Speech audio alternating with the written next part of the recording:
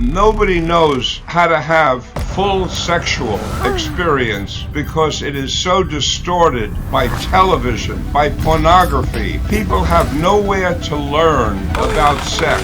Where do they learn it? In the schoolyard? Parents don't talk to them about it. School doesn't teach them about it. What do movies teach them? Two people get together, rip their clothes off, jump on each other for 20 seconds, and roll over and have a cigarette. And what does pornography teach them? I won't even go into that on your program.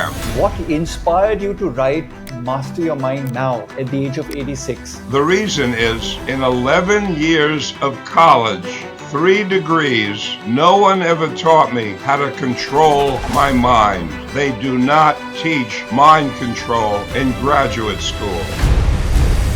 And here's where it gets really good. I've come up with something revolutionary. Most people think mastering your mind comes with age, but what if it's actually how you age well? Dr. Richard Miller, clinical psychologist and author of Master Your Mind, has spent over 6 decades learning one truth: your mind is a tool, not your master. In this episode, we cover exactly how he takes control from anxiety, overthinking, insomnia, and self-doubt. You'll hear how he rebuilt his own self-worth when life tested him, his simple hack for quieting a racing brain, and the inspiration behind mastering your mind. If you wondered how someone in their 80s stays sharp, hopeful, and clear-minded, stick around because you're gonna walk away with tools you can use from tonight itself. So Dr. Richard Miller, welcome to Health Shots, my podcast here in the Indian subcontinent. It's an absolute, I wouldn't say pleasure, but a privilege to have you on my show. You're an 86-year-old. Is my age on you correct? 86 years of age? I'm somewhat past 86 years of age chronologically. That's correct. I think biologically you're probably in your early 40s. So that's really, really impressive. And you're a clinical psychologist, and I would like to call you the mind coach or the mind captain. So I want to start with my first question. Okay. I've watched a lot of your Instagrams. I've looked at your book.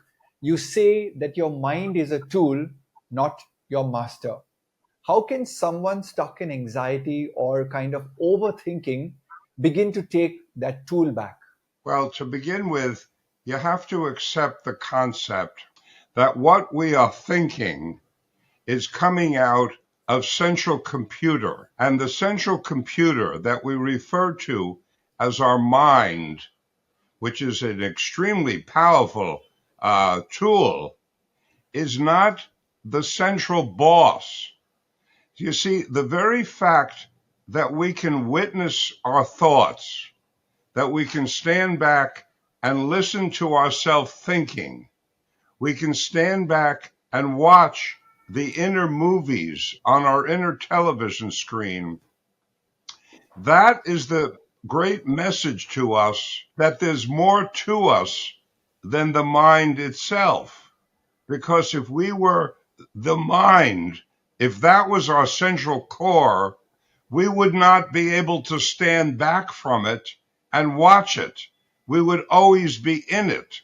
When we're thinking, we would be totally absorbed in our thoughts, which we are sometimes. There's no question about that. We've all had the experience, or many of us have had the experience, for example, of being in a car and being so wrapped up in our thoughts that we miss a turnoff on the highway, right? Have you ever had that happen? I've had it happen. Yes. Or I'm so thinking that somebody's talking to me and I can hardly hear what they're saying. That is being in the thoughts. But when we stand back from the thoughts, which all of us can do, and watch them or listen to them or be able to name them. For example, I'm listening to thoughts and I say to myself, I'm going to listen in on the way in which I'm speaking to myself. Instead of focusing on the lyrics of what my mind is presenting, I'm going to focus on the music. What is the nature of the presentation? Oh, it's critical. I'm criticizing. I can feel that. Oh, I'm being nice to myself with those thoughts. I can recognize that being nice to myself. Oh, I'm being analytical. I'm trying to figure something out. The very fact that we are aware and can stand back and be aware of the music of our thoughts informs us that there is more to us than the thinker. And that more is what some people refer to as spirit. Some people refer to it as soul. Robert Heinlein, in his great book, Stranger in a Strange Land, that's a must read. He referred to it as grokking. It means bringing all of our consciousness to bear and being able to witness that which is around us. And when we do that, we recognize that the mind is simply another tool in this transporter that I call it, also known as the body, called the body, but it is a mechanism that we are inhabiting in order to have a location for ourselves, this spirit, this consciousness. And right now, we're choosing this kind of biochemical, electrical body that we call it, which what is it? It's made up of carbon, hydrogen, and oxygen, right? The entire thing. So once we recognize that we're more than our minds, then we understand, we can recognize that the mind is just another tool for working in this world that we have. The lungs are another tool. The heart is another tool. The pancreas, the kidneys, these are all functioning tools to maintain this corporal body. And the mind is so powerful that it wants to be the boss. It wants to tell us what to do. We've all had the experience of doing something in our lives, and all of a sudden, the mind turns itself on and starts to talk, starts to send messages. We've all had that, and we've all had it happen at inconvenient times. For example, suppose you're doing important research, Fernando, and you're sitting there in the laboratory and you're focused on your research, and all of a sudden your mind comes on and starts talking to you about something to do with business or romance, or if you have children, your children, and it's out of nowhere, and you're wanting to focus on this important work, and your mind is coming in with these thoughts about this whole other topic. That's an example of what I call a mind intrusion. One of the most inconvenient times the mind turns on, and I love talking about this because everybody can relate to it who's an adult. That is why it is essential that we learn the skill that I never learned, Fernando, in 11 years of college, 3 degrees. No one ever taught me how to control my mind. They do not teach mind control in graduate school. How to turn this thing on, how to turn it off, how to change the channel, how to put on a comedy, how to put on a romance, how to put on a mystery show, how to direct the mind to do what we want it to do rather than allow it to be a self-generating idea, movie, and paintings generator, which it is. One of the skills that I think is really imperative to living a graceful, serene life is learning the skill of controlling this super powerful tool that we're all given, that we call the mind, the cognitive processor. We must learn the skill of how to be the director, what I call the boss, and not let it be the boss simply because it's so powerful. To allow our mind to be the boss is almost like letting the computer on the desk be the boss. It's almost silly, but we do it. That is the reason in answer to your question, Fernando, why I believe it's so important. Because without this skill, we are victims. This baby will turn itself on and generate stuff anytime it feels like. Wonderful. So, Doctor, you've given me an idea that you didn't learn much of this controlling the mind in college. But what inspired you to write Master Your Mind Now at the age of 86? And was there a deeper calling behind it? Oh, thank you for that question, Fernando. Well, to begin with, I didn't write books until I was in my late 70s. And I started writing about 7 or 8 years ago when I was approaching 80. And I've got 7 books out now in about the last 7 years. The reason is I always said when I was younger, I'll write books when I'm older, when I slow down, when I want to spend more time at home. But in my earlier years, until I was 80, I was so busy living in the world and doing my practice and taking care of my body and living my life and being part of life that I really didn't make time to sit quietly and write books, because writing books means sitting alone in a room and writing. That's what. So I always said when I get old enough, that's when I'll write. And when I approached 80, I started writing. My first book was called Psychedelic Medicine. And what I did was I interviewed the greatest psychedelic scientists in the United States and Europe, and I put together a book bringing their research to the world. And in doing so, I contributed to what is called the psychedelic renaissance that's going on. And then I did a whole series of books on psychedelic medicine. And then I did one book on human sexuality, because as a psychologist, that's an important topic to us. And we have a big problem in the United States and around the world with human sexuality that really needs light focused on it. We have so distorted human sexuality in our culture and in other cultures that I believe that the entire country is suffering from what I call post-traumatic sexual stress disorder.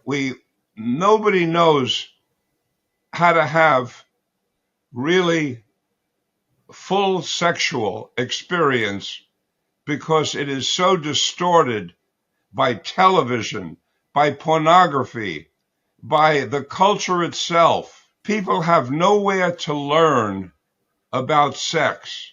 Where do they learn it? In the schoolyard? Parents don't talk to them about it. School doesn't teach them about it. What do movies teach them? Two people get together, rip their clothes off, jump on each other for 20 seconds, and roll over and have a cigarette. And what does pornography teach them? I won't even go into that on your program, but it's a very misogynistic portrayal of human sexuality, and it makes women look really bad, pornography. And so where do young people learn how to make love, how to be sexually intimate? They have no resources for genuine intimacy and hedonistic pleasure. We are given this wonderful thing that we call sexual contact, and nobody knows how to do it. It's all trial and error, and we run into a lot of negative stuff. And so many people in the back of their minds think they're sinning. So And then we have all. that was the second book, right? That was my third book, Freeing Sexuality. Okay. Yeah, here it is, Freeing Sexuality. Okay. My third book. And if I could get it here, this is the first one that I referenced, Psychedelic Medicine. And I took this one. This is the one you want me to get to that I'm going to talk about, but I get carried away. I get carried away with sidebars. But just to finish up, on the sexuality, we're just ruining ourselves with it and distorting it so greatly. And then we have what I call hypocrisy-induced neurosis. Hypocrisy-induced neurosis is not in the DSM. I made it up, but I think it needs to go in the DSM along with post-traumatic sexual stress disorder. Hypocrisy-induced neurosis, Fernando, is when leaders preach to the masses of the people a particular lifestyle, and then they go ahead and do the opposite. Getting back now to the original question, because I digress. Why did I write this book at this particular time, Master Your Mind? Here's why I wrote it. Because about a year and a quarter ago, I decided at 85, I was going to give away free health tips to the public. I wanted to take what has worked in my 65 years of practice and give good ideas away without any fees, just as a contribution. And I decided that the way to do it was to do it on social media, which I don't personally participate in. Instagram, Facebook, LinkedIn, TikTok. I'm not involved. So I didn't know how to do it. But we had some friends over the house, and it turns out their son, Joshua Ansaldo, was posting things on social media as a part-time job while he's putting himself through graduate school. So they connected me with Joshua, and I told him what I wanted to do. And he said, okay, we can do it. I said, fine, I'll put together a couple of lectures. I knew how to make the videos because I've been broadcasting a program for 20 years called Mind, Body, Health, and Politics. I started on National Public Radio, and then like yourself, I switched over to the internet, and I call it an internet radio broadcast. So I said, Joshua, I know how to do a video. I'll do a half hour or an hour video to start. And he laughed. I said, what are you laughing? He said, you're not going to do a half hour, an hour. You're going to do 90 seconds. I said, 90 seconds. I said, A quickie. what? You need a quickie. I am going to do 90 seconds from an. He said, that's right. You're going to do 90 seconds. Okay, I'll try it. So I did 10 90-second videos. Some of them went viral, over 1 million people. One of my little health tips is that 3.7 million people have watched it. So, okay, I was launched. So I kept doing the videos. So now it's a year and a quarter later, and I've got 200,000 followers and over 11 million views, and I'm on the social media. So I like to look at what the comments are because I'm not used to just talking to people. I like having a dialogue. I like to know what they're thinking and what are their thoughts on topics. So I read the little comments they make, and there were a lot of people saying, 90 seconds is good, we're learning, but we'd like you to elaborate. Would you give us more? And that led me to write the book and to give them more. And I go in detail, particularly on the topic that you asked about in the beginning of the program, which is taking control of the mind. I give specific methods of taking control of the mind. And here's where it gets really good, Fernando. I've come up with something revolutionary, and I love that. So that's the answer. Why did I write the book? Because people wanted more information about how to take control of their minds. That's amazing, doctor. I mean, I was so hooked into your 3,650 times in a year. And that's the thing. People expect a nutrition plan to work by just looking at a sheet of paper once in a week, whereas they need to go back to it every day. So when people come into my nutrition clinic, they sometimes confess to me that, am I even worth it? So you as a clinical psychologist, what tools from your practice help people rebuild their sense of worth? Oh, they're saying to you, They're saying to you, am I even worth it? Is Yes, that what they're saying? yes. Like I have a lot of friends, clients, and all who are like they're down in the dumps. So they're like, I don't feel like getting up to take care of my body. I don't feel like taking care of going to the supermarket and buying something. I'm not even worth it. So there's this sense of doom and gloom. How do you deal with such things, and what are the tools available? In order to be having a sense of gloom and doom, they must be thinking. It must be coming from their thoughts. They're not just suddenly having physical sensations of gloom and doom. What they would have coming from negative thinking is what we call depression or loss of interest. The classic of depression when it's severe is there's a blue sky up above and you see gray. It looks gray. You know, there's a famous story about the author William Styron, who wrote a book called Darkness Visible about his depression. And he talks about how he was in Paris to receive the Legion of Honor, one of their greatest tributes. And here he was upstairs in his hotel room, and he could hardly get out of bed because he was so depressed. So that's what you're talking about, doom and gloom.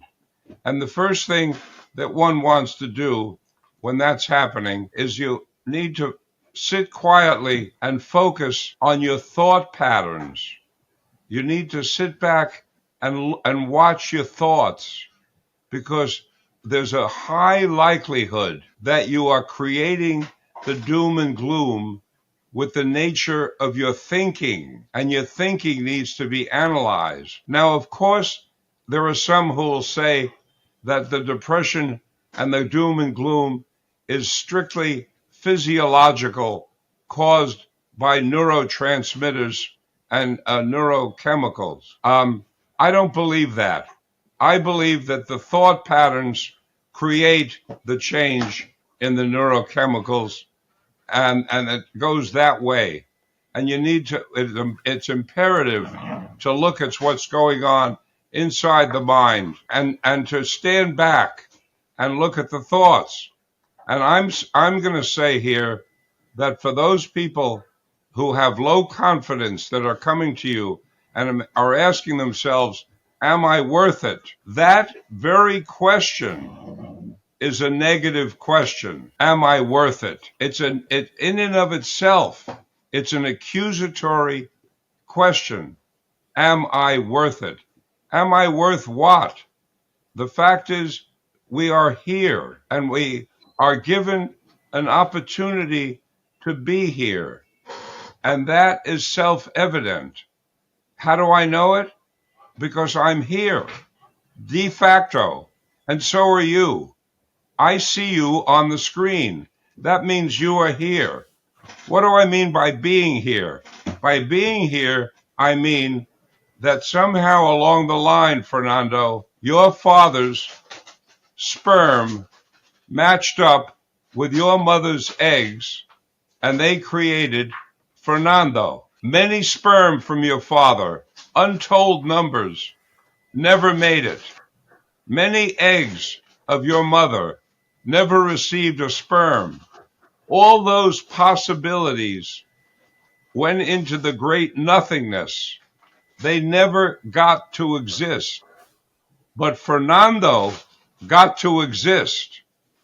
You were given, by this connection between your father's sperm and your mother's eggs, you were given what we call life. You were given this opportunity to experience what we call life.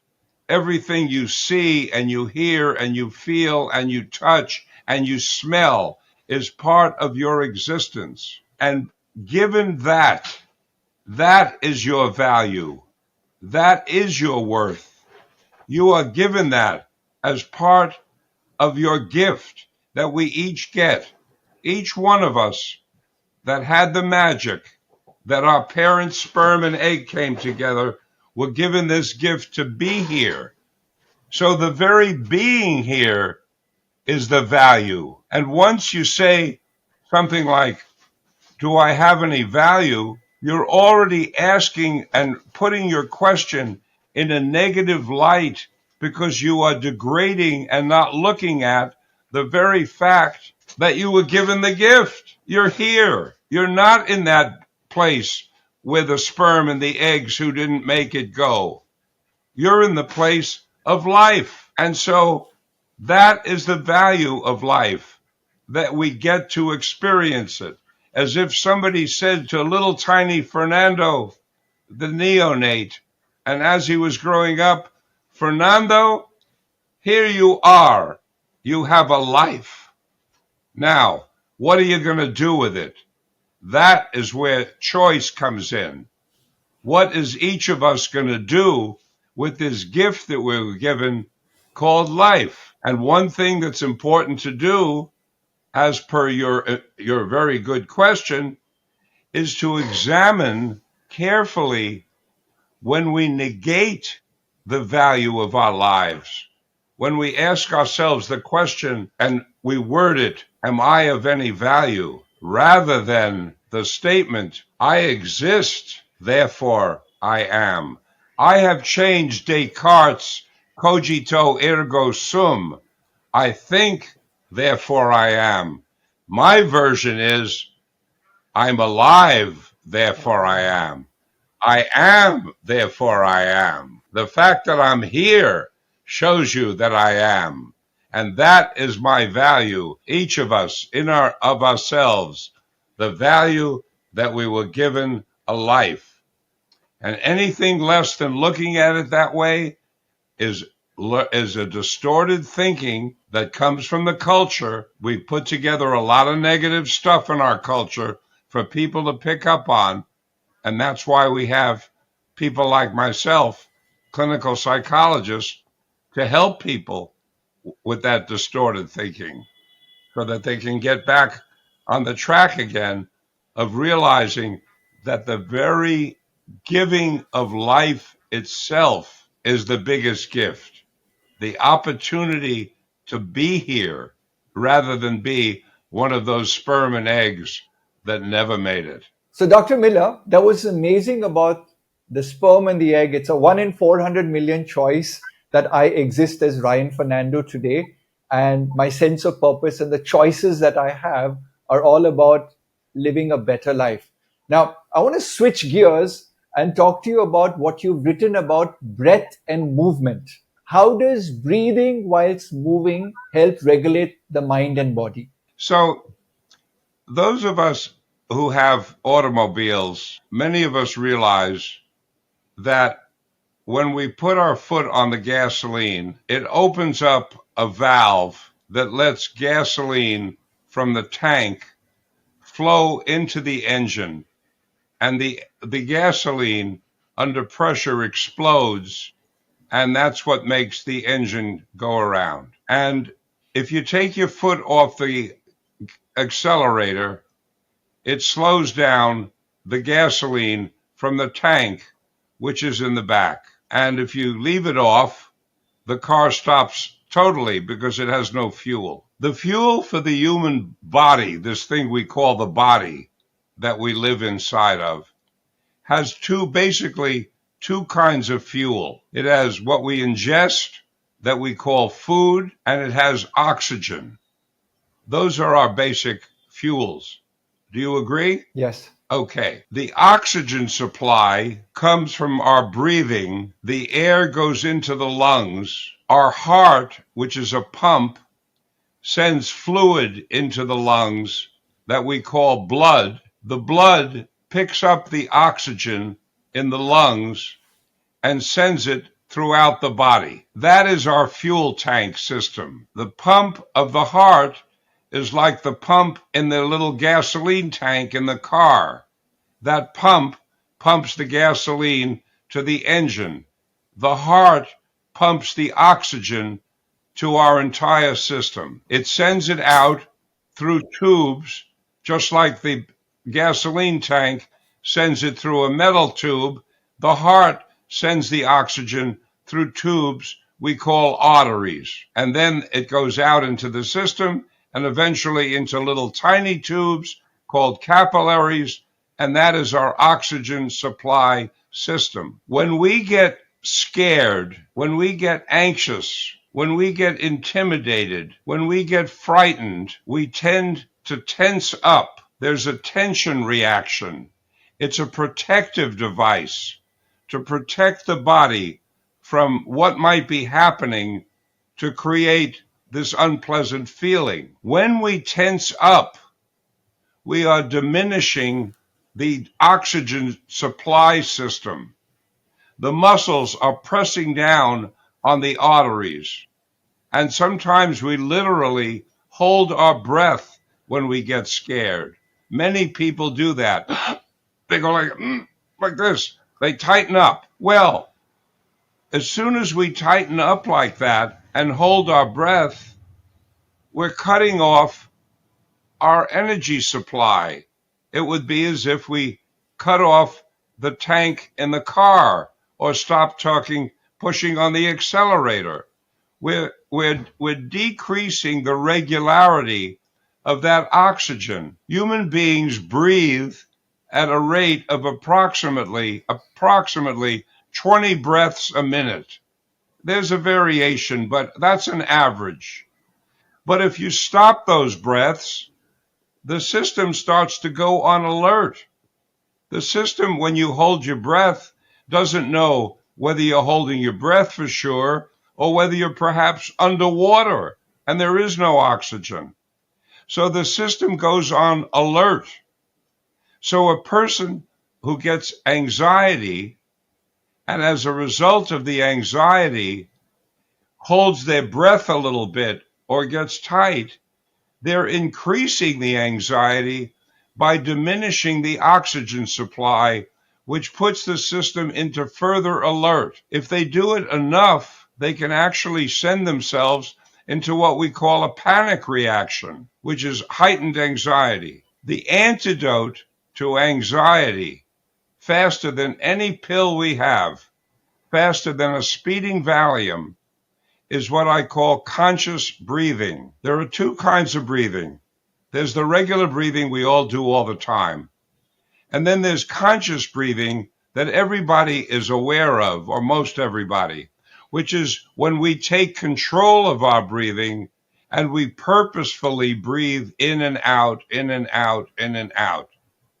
And that's what I recommend people learn how to do, conscious breathing, by practicing conscious breathing over and over and over again, so that when they run into a difficult situation, when they run into anxiety, the first thing they do is sit quietly and do conscious breathing, stabilize the system, regularize the oxygen supply, and bring the system back to homeostasis.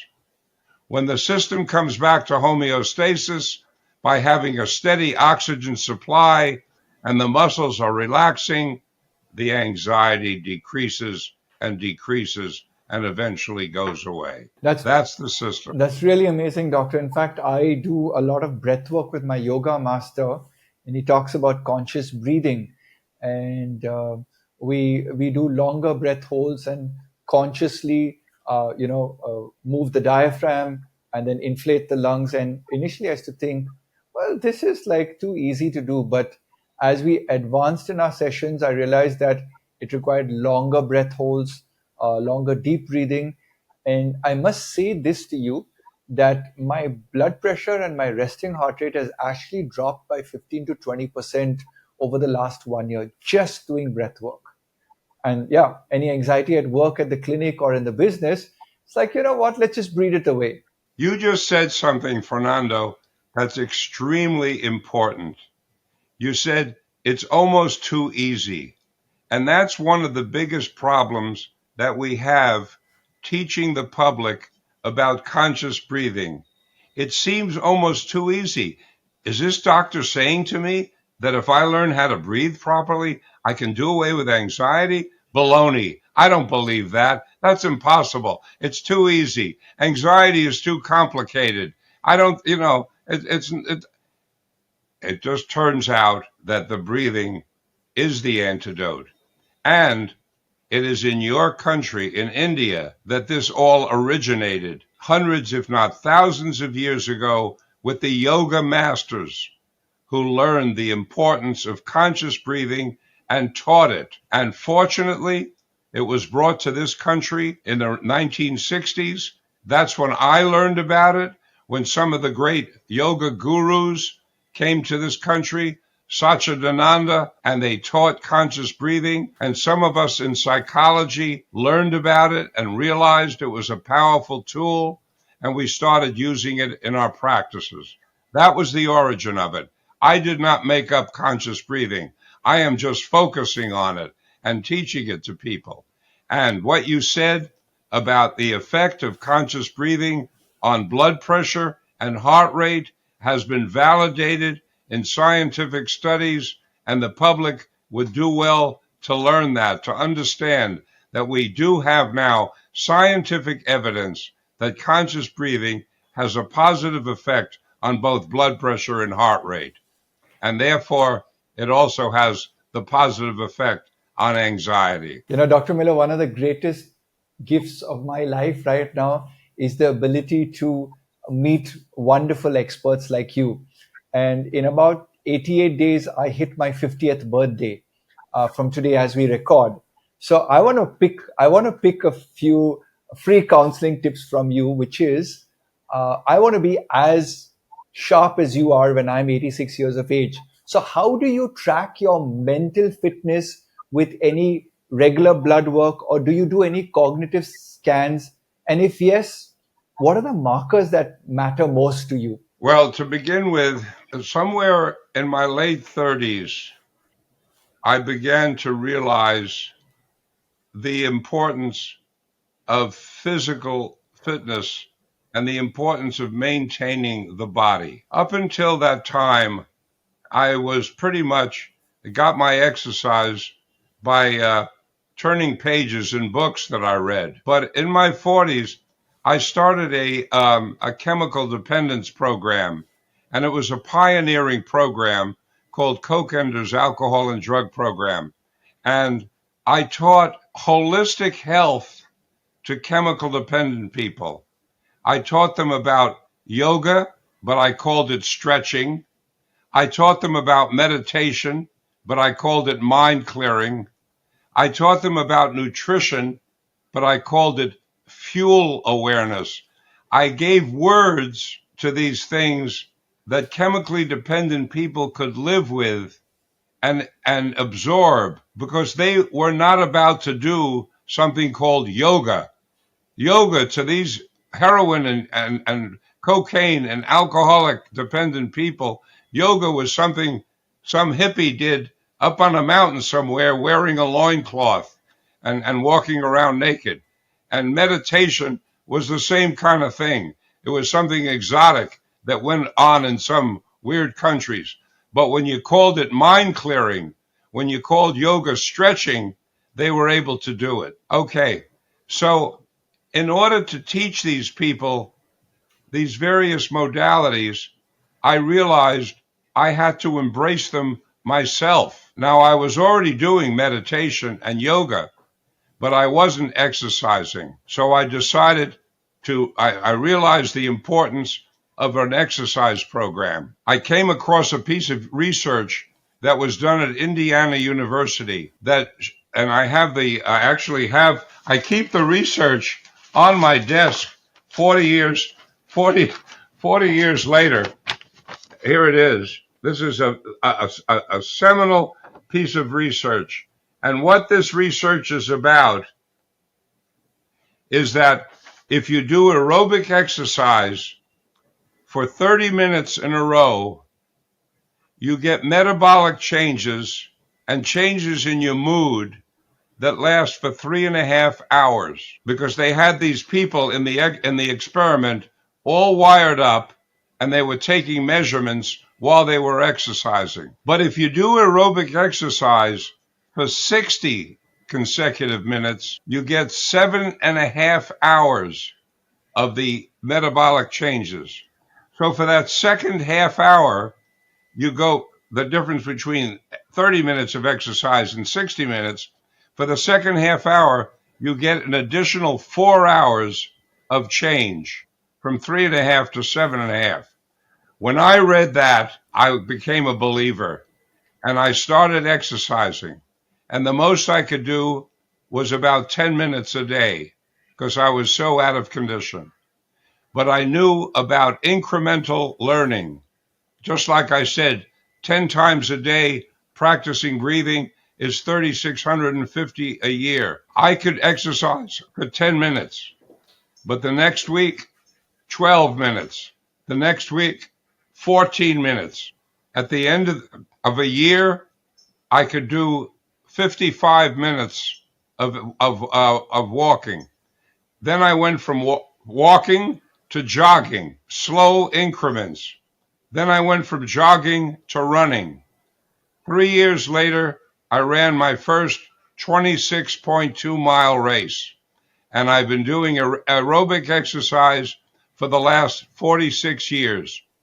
Now at 86, I do the elliptical machine, or I do tricycle riding, or I do lap swimming 5 to 7 days a week for an hour. And by doing that, I keep myself trim.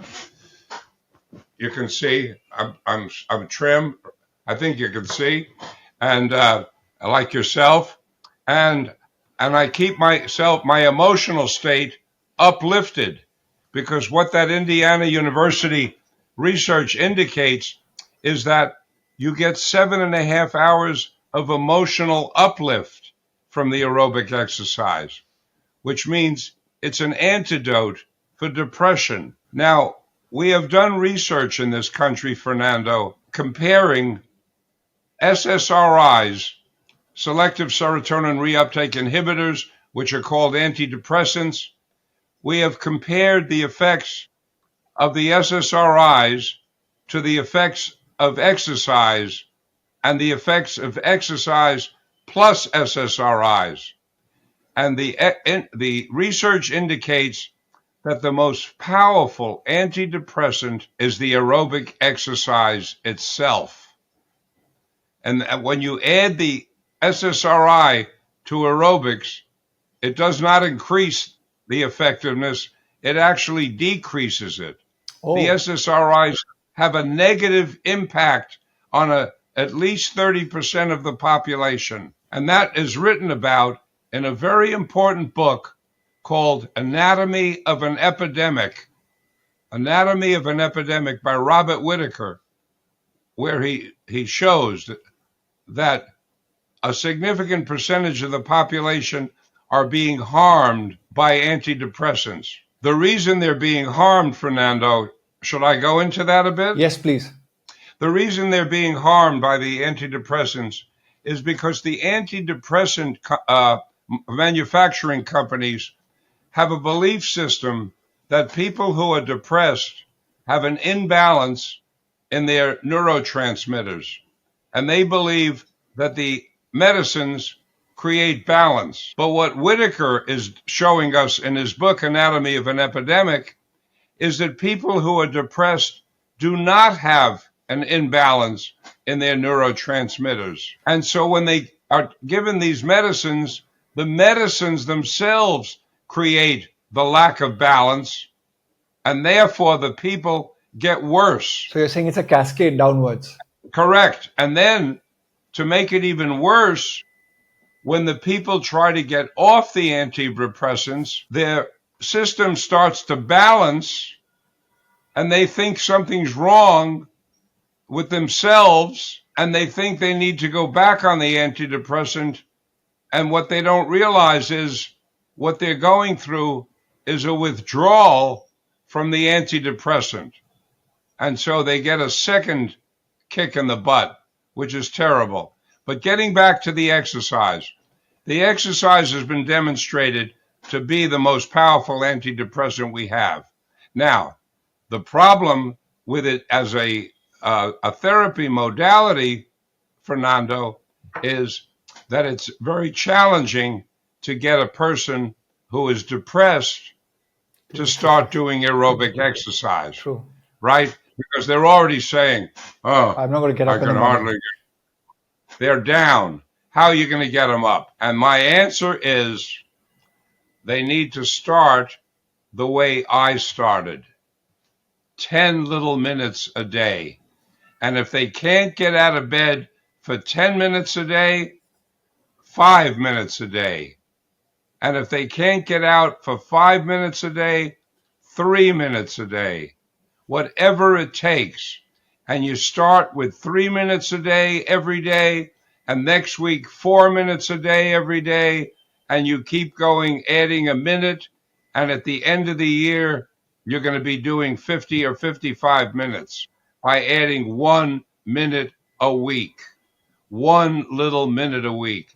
And I'm here to say that an extremely high percentage of the people who are depressed can start with 3 minutes a day, a 3 minute walk, and next week, a 4 minute walk, and next week, a 5 minute walk. And those people will be at 55 minutes at the end of the year, and or 52 minutes. And then from there, they can go on to becoming joggers and runners and people combating their depression. When you combine the aerobic exercise with standing back and looking at the thoughts the way we were talking about earlier in this interview, you've got a powerful approach to depression. The analysis and straightening out of the central computer, which is generating the negative thoughts, and the aerobic exercise, which is working on the physiological component of the depression.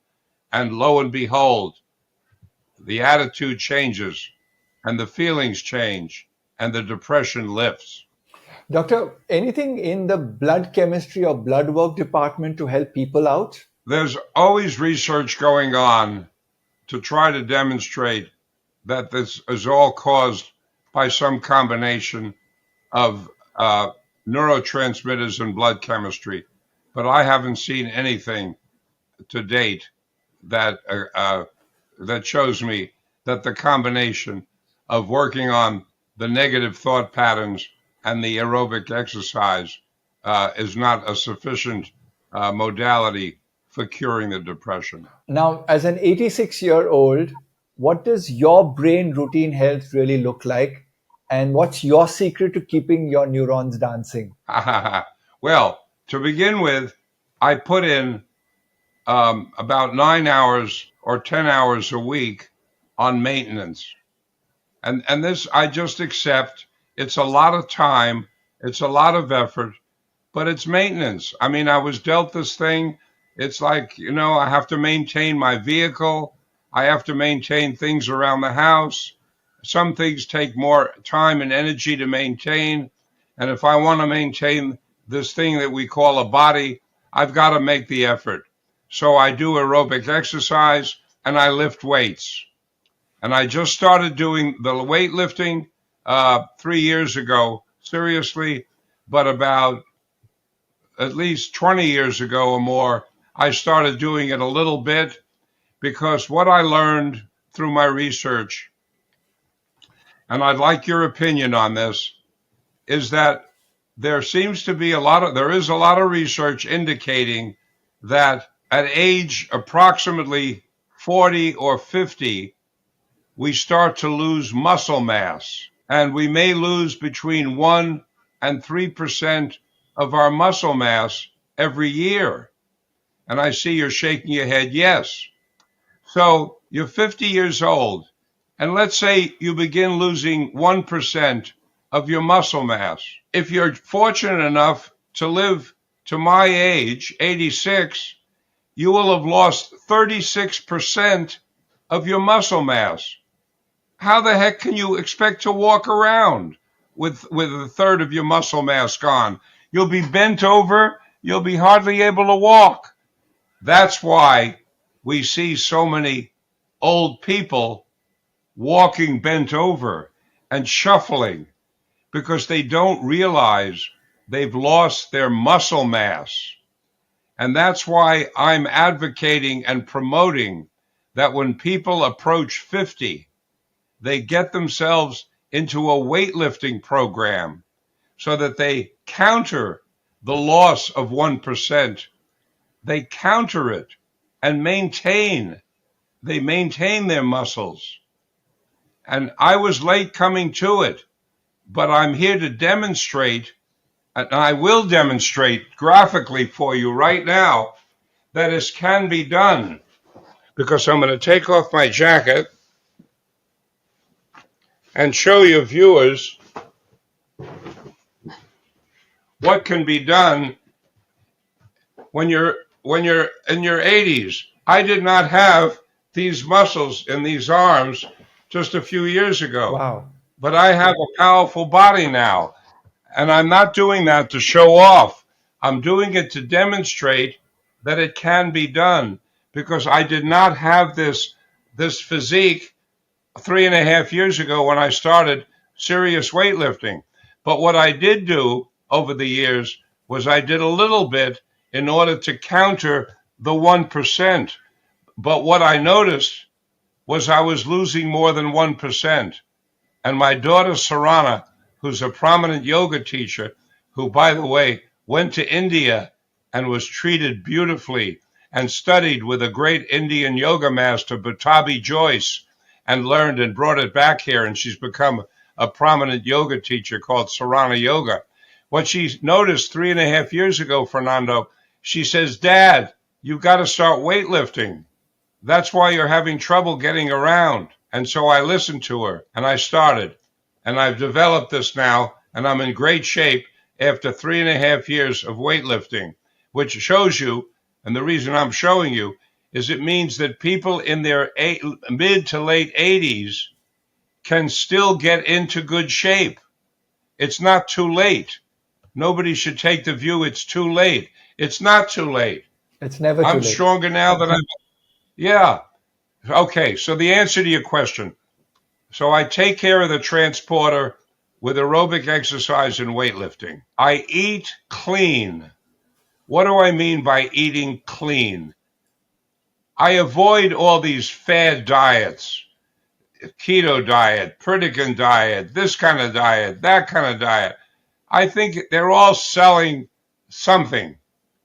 I don't send in my money to buy all these products. What I say is, if the food you get comes in a can or a jar or a package or a wrapper or a paper, what that means is, in addition to paying for the food, you're paying for the jar, you're paying for the label, you're paying for the ink on the label, you're paying for the artist who made the label, you're paying for the production designer, you're paying all these people just to get that little bit of food that's in the package. Go to the supermarket, go to the local farm, and buy food that comes right out of the ground that doesn't have any wrappers around it. That's what I advocate. And eat as wide a variety of things that come out of the ground as you possibly can, and enjoy them. Why? Then you'll be getting nutrition. And if you eat plenty of things that come out of the ground, and then it's up to you about whether you want to add some animals. That's a personal choice, whether you want to add chicken or cows. There's a risk involved with the chickens in the United States because there's so much toxicity in them. There's a risk involved with fish. I interviewed the great oceanographer Sylvia Earle on my program. You can all look her up, Sylvia Earle, one of the world's greatest oceanographers.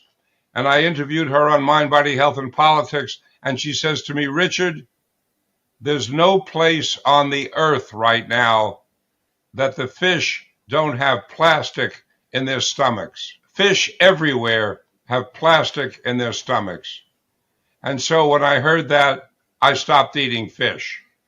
Now I'm hearing that there's plastic in the air, that we're breathing plastic. This is a big problem. This is very serious. But you're asking me how to stay fit at 86. And I'm saying be careful about what you bring into your body. And I'm recommending try to get stuff that comes out of the ground, not in packages. When you pick up a package and you look to where it says ingredients, if you see like 5 or 10 ingredients, that's a reason not to buy that package. Because all you really want is the broccoli or the peas or the corn or the chilies. You want the food. You don't want all those things that they put in with it. And if you see a whole bunch of things, to me, that's a reason not to eat it. Try to just get the food itself. Water, extremely important. Fernando, I'm on a regimen with regard to water. You and I know that the human body, that we call it, is made up of what, 86% water? Is that about right? Okay. So I drink 3 administrations of water every day. I weigh about 200 pounds. So I drink roughly 100 ounces of water a day. The rule of thumb being drink half your weight in ounces. So the way I do it in order to maintain my schedule, I have 2 16-ounce cups in the morning, 2 16-ounce cups for lunch, and 2 16-ounce cups for dinner. That comes to 96 ounces, plus food has water in it that I eat during the day, so I maintain. All right, exercise, clean food, hydration. 3 very important things to maintain emotional well-being and fitness. Now, the other thing I do, and I teach this in my book, Master Your Mind, is I'm very careful about my attitude. I believe that our attitude is ours to create. Our attitude is not coming from outer space. It's not coming from the outside world. It's not coming from a genie in a bottle. Our attitude comes from inside of ourselves. And so when I wake up in the morning, I say to myself, what kind of attitude do I want to have this morning? And then I check in with myself on a regular basis during the day. How is my attitude? Am I upbeat? Am I optimistic, or am I sliding down? Am I getting gray? Am I getting a case of media depression because the news is always bad? Media depression, bombarded by terrible news, terrible accident over here, climate something over here, huge fire over there, a flood happened over there, the president is becoming a dictator over here. All of this negative stuff coming at me, it could take me down. Am I going to let it? No. I'm going to sit quietly, check in, my attitude slipping. I'm going to create the attitude that I want to manifest. I'm going to create the attitude that I want to live with. I'm going to create the attitude that I want to sit with Fernando with right now. Do I want to put out a pleasant vibe to Fernando and be comfortable in this talk? Or do I want to sit here with some kind of look on my face and let him ask questions and give him little brief answers and make him work his ass off trying to pry answers out of me? So I think, Dr. Miller, this was so amazing. I'm going to go into the rapid fire quickly, but the end, which is the attitude that you talked about. My next question, I think you kind of answered it, but I'm going to ask it anyway, which is, do you think aging well is more about mindset or science or both? Now, you talked about attitude. You talked a little bit about science. I believe muscle is the one of the best age reversible organs in the human body. So, with your experience as an 86-year-old, attitude, mindset, and maybe science, knowing about exercise, diet, nutrition, hydration. If I want to live to 100, I know you're going to get there, What should a 50-year-old be thinking? Should I focus on mindset? Should I focus on science? What's the split? The answer to the question is always the same, Fernando. It's D, all of the above. You got to do a All of full the course. above. All of the above. I like that. If you want to make it to 100, you got to take care of your body. You've got to learn that mind control. You have to maintain a positive attitude. You have to do all of the above.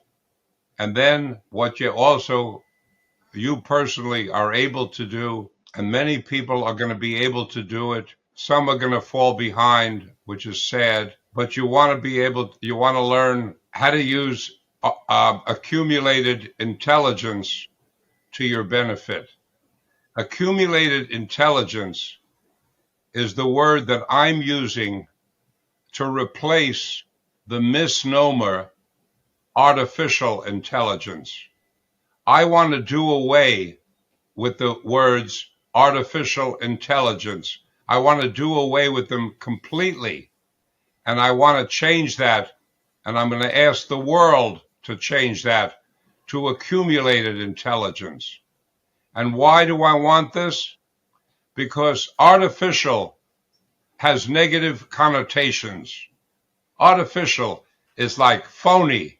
It's not real, or it's dangerous, or it's sneaky. It's artificial. It's not something we want to embrace. But there's nothing artificial about what we have done. We have accumulated all this information from all over the planet, and we put it in a place that's accessible to people. We deserve the credit as human beings for having accumulated this intelligence, and we are making it available to all humanity. And the answer to your question about achieving 100 years, in addition to taking care of the body and taking care of the mind and learning how to use the mind as a tool, in addition, it's in your interest, Fernando, to learn how to use the device accumulated intelligence in the following way.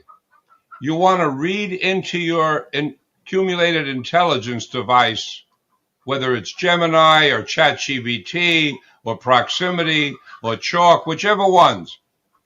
You want to put into it everything about your medical history, all your metabolic tests, all your hematology, all your urine tests, all your any MRIs, any CT scans, everything. Read it in.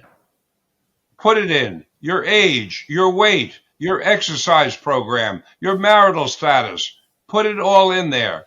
And then you can say to this accumulated intelligence, I want to live to be 100, and I want to be able to do so with robustness. I want to be active when I'm 100, and I want to be flexible, and I want to be able to use this body and not only use it to be productive at work. I want to be able to dance when I'm 100. Give me a program now at age 50 that I can maintain for the next 50 years that will best enable me to reach 100. That's what I'm advising you to do. Take all this accumulated intelligence, take the greatest minds in the world, and get them to answer and develop a program for Fernando. And then, as AI, as accumulated intelligence gets better and better over the years, It'll give a better program. ask it the question again to modify your program, and keep modifying your program. And if you should ever run into trouble, and I hope you don't, with body parts, whatever the body part is, you read everything you possibly can before you even go to a medical doctor. You read it into that accumulated intelligence, and you ask it about treatment, and then you go to your medical doctor and you compare what your doctor says to what the accumulated intelligence says. That's part of how you live to be 100. And that's part of how I defeated congestive heart failure. and nodular melanoma threatening my life. Both of those threatened my life 3 years ago. And now sitting here, I have no cancer and I have no heart problems. Wow. Dr. Miller, you're inspirational. I want to ask you quick 5 rapid questions, and I want quick one-line answers from you. This is for the virality on the internet, for the people who want the quick dopamine fix for Dr. Richard Miller's words of wisdom, pearls of wisdom. 90 seconds would be best. Best time to practice Yog Nidra. There's no best time. The best time. There's no best time. The time to practice is when you make the time.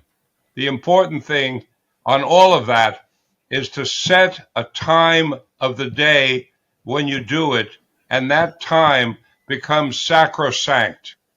In other words, you don't wake up and say, what time am I going to do that today? You know exactly when you're going to do it, and you do it every single day exactly at that time in order to make sure it happens. One tool to calm a racing mind. You have to take control of your mind, regardless of whether it's racing, giving you thought intrusions, creating havoc. You have to learn, and you have to, my book has tools on how to learn to control the mind. If your mind is racing, simply means it wants to be the boss and it wants to take control, and you can't let it. You have to put the mind in its place and keep until you get to the point where you tell it what to do and it doesn't tell you what to do, and then you don't allow it to race. One tool you'd gift every anxious person on the planet. The gift of conscious breathing to get rid of their anxiety. They need to learn that as soon as possible. That's amazing. Dr. Miller, I've had an amazing session with you today. If somebody on the internet or in the world wants to reach out to you, where can they find you? Well, they can go to my personal website, drrichardlewismiller.com, drrichardlewismiller.com, and they can always go to my program, mindbodyhealthpolitics.org. Those are 2 ways to reach me very easily. My own personal website and the website for the internet radio broadcast that I host. If you had a time capsule and could go back in time and meet your younger self at the age of, let's say, 30, what would you tell your younger self that you know today? A little something over a long period of time is a lot of something. Wow. That's the most important thing I would tell my younger self. A little something over a long period of time is a lot of something. And on that note, Dr. Richard Miller, I'll leave you to your new pet and your chickens and your range-free eggs for breakfast this morning in America. Thank you so much for joining me. God bless you for what you do. And I wish you I don't wish you a long, healthy life because I know you're going to live a long, healthy life. I wish you all the best in changing more people's lives on this planet. Thank you so much, Fernando. Thank you for having me on your program. And I wish you to make it to 100 and then come to the recognition that you aimed too low. And then you reach out for another 10 or 15 glorious years. May you be blessed with the same results, Doctor. Thank you so much. God bless you. And as we say traditionally in India, namaste. Namaste. Wow. After this conversation, I was blown away, and I'm sure you are too. At 86, Dr. Richard Miller has such clarity, strength, and tools that I'm 100% sure he's going to live past 100, maybe even 200. What's incredible is his mindset. It's not just about living longer. It's about making the most of every moment and sharing his wisdom with as many people as he can. What really struck me was what he said about self-worth. So often we question ourselves about the slightest setback. This podcast reminds us to value our lives, to see where we come from, and truly master our minds. From calming a racing brain to aging beautifully and productively, there's so much we can learn from him. I really hope, just like me, you've learned at least something, even if it's just one thing from this whole podcast. I'm truly glad we could bring this to the table together for you. Now, if you've liked this podcast with Dr. Richard Miller at the center of convincing you that your mind is very powerful and can change the way you think, and you know somebody out there could benefit from Dr. Richard Miller's voice and his wisdom, please share this podcast with your loved ones. And also, if you share and subscribe to our channel, it motivates me and my team to feel that you are with us as we attract more beautiful guests, more talented guests that will change your life and my life together. So please click that subscribe button and help me help you build a beautiful life, a beautiful mind together.